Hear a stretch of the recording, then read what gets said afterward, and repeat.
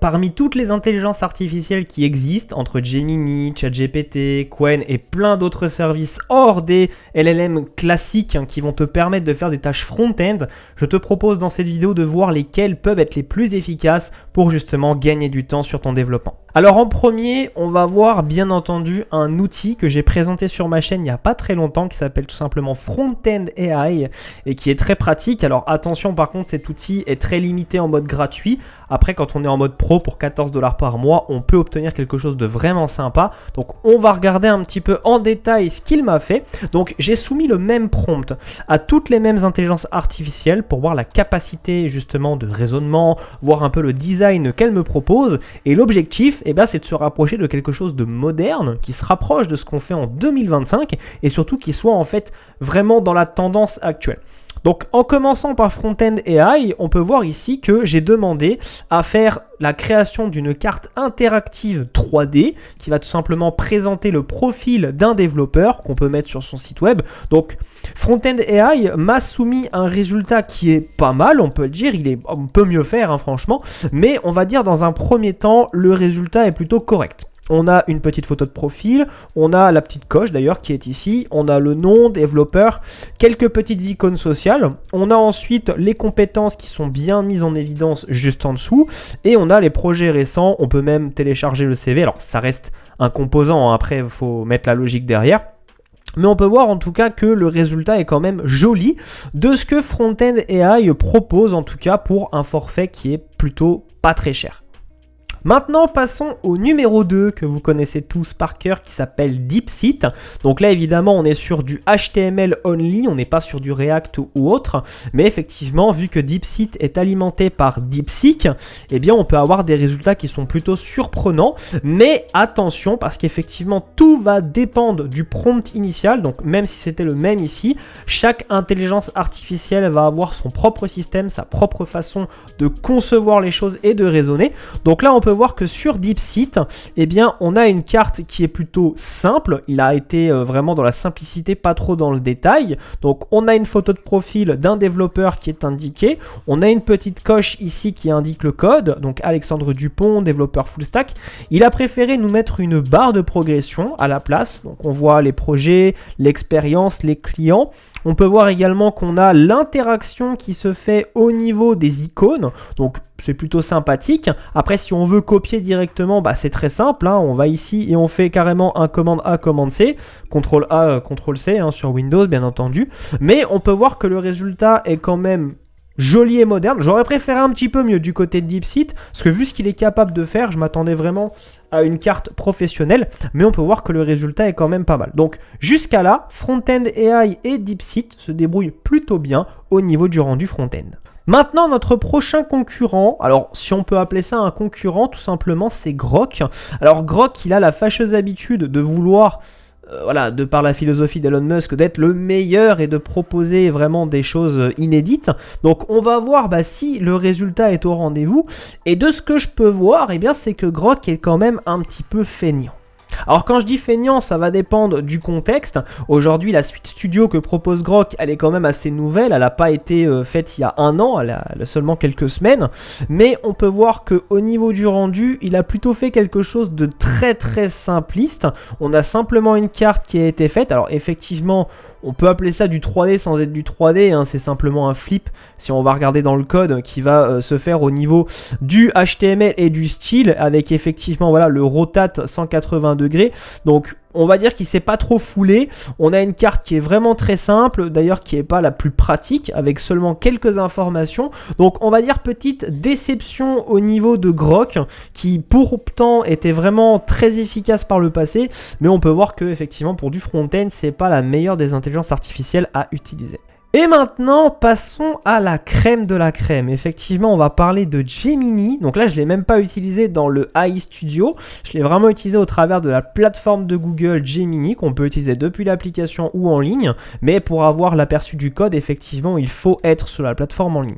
Ici, il m'a fait quelque chose de vraiment spectaculaire. Je ne m'attendais pas du tout à ça. Il a carrément utilisé Three.js. Il a fait un cube rotatif, tout simplement, où ici, on peut même voir les effets effets de réflexion qui sont bien là, donc il a bien importé les bibliothèques sans aucun problème. On peut voir en dessous qu'on a d'ailleurs les compétences techniques. Si on clique sur une face, et bien en fait il va nous changer le texte qu'on a envie de voir. Donc là par exemple projet moteur IA, si on clique dessus, et bien il nous affiche le texte qu'on peut voir directement. On peut même réinitialiser notre vue à ce que je vois ici. Mais on peut dire que Gemini 2.5 au niveau pro, son dernier modèle a vraiment évolué d'une manière fulgurante, qu'on a des résultats qui sont vraiment spectaculaires. Donc, qu'est-ce qu'il faut en tirer à ce niveau-là? Quand on fait du développement web, effectivement, le faire soi-même, c'est perdre du temps actuellement. Ça sert plus à rien d'essayer de développer soi-même, sauf effectivement avoir la connaissance, de connaître comment fonctionne Tailwind, comment fonctionne le style, le HTML, les sections, les formes, etc. Ça reste important à savoir, mais aujourd'hui, avec tous les services d'IA qui existent, ça ne sert plus à rien de casser sa tête à vouloir tout faire en 3 heures manuellement, alors qu'aujourd'hui, si on demande n'importe quoi à l'intelligence artificielle, elle est capable de le faire. Ensuite, ce qui nous intéresse maintenant, c'est la possibilité d'intégration. Parce que c'est bien beau de générer du code, mais nous, ce qu'on veut voir, c'est à quel point c'est simple de pouvoir l'exporter, de pouvoir le mettre dans son projet avec toutes les vidéos que je vous ai faites qui montrent un petit peu comment on utilise l'intelligence artificielle avec le vibe coding et comment l'intégrer. Eh bien, on va voir un petit peu si c'est facile à faire.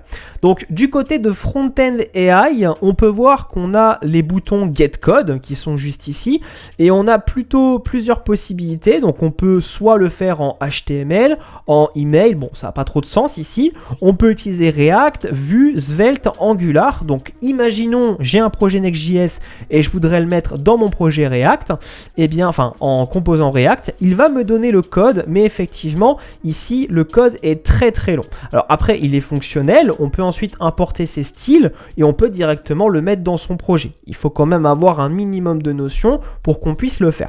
Mais en effet, ce qui reste intéressant ici, c'est que Front-End AI nous propose plusieurs formes, même de télécharger l'image, de la fournir à une IA pour qu'elle reproduise le même style, de télécharger le projet au format zip. Donc on a quelque chose, une suite complète pour pouvoir faire du développement front-end grâce à cet outil. Maintenant, du côté de DeepSeek, comme on a pu voir, le résultat peut être quand même pas mal en fonction des prompts. Là, par contre, néanmoins, on sera sur quelque chose de beaucoup plus simpliste. Ce qui veut dire que DeepSeek ne fonctionne pas avec React ou ne fonctionne pas avec d'autres frameworks. Aujourd'hui, on n'a que le HTML qui est proposé. Donc, si jamais on veut utiliser ce qui nous a généré, effectivement, on va devoir copier toute la structure doctype ici. Et donc, pour quelqu'un qui a juste envie d'intégrer sa carte, ce sera un petit peu moins pratique parce qu'il va falloir exporter les styles, il va falloir prendre uniquement la structure HTML ici. Donc niveau débutant, c'est vrai que ce serait un petit peu moyen d'utiliser DeepSeek pour ce genre d'expérience et de prendre uniquement des composants.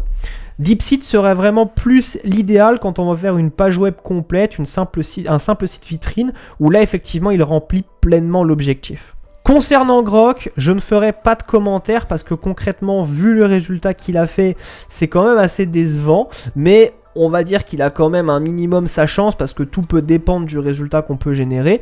Là, ça va être pareil, on va être sur du HTML simple qu'on peut importer sur un site vitrine, mais encore une fois, si on veut l'utiliser dans un projet un peu plus complexe, ça va être un peu compliqué parce qu'il faut séparer les styles, il faut prendre les divs, et là, pour un débutant, c'est pareil, ça devient un peu plus chaotique.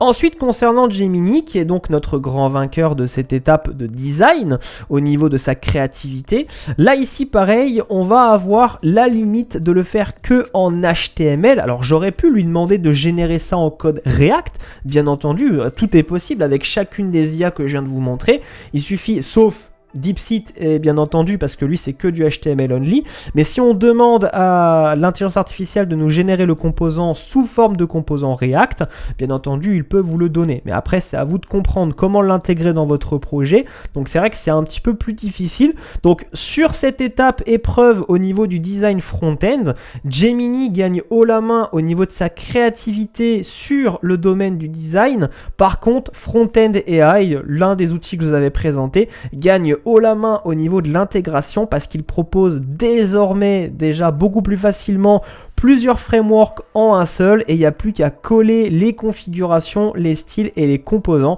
pour pouvoir les intégrer directement dans son projet. C'était tout pour cette vidéo, j'espère que ça aura pu t'éclaircir un petit peu sur le choix des outils que tu peux faire, sur aujourd'hui ce qui est capable de faire l'IA en termes de design. Je pense que tu as vraiment pas mal de possibilités, à toi de voir en fonction de tes projets, mais en tout cas il y a vraiment des possibilités infinies qui arrivent même en 2025-2026 avec toutes les évolutions. Si ce format de vidéo te plaît, fais-le moi savoir dans les commentaires, abonne-toi à la chaîne, partage les vidéos et surtout on se dit à la prochaine pour une prochaine vidéo.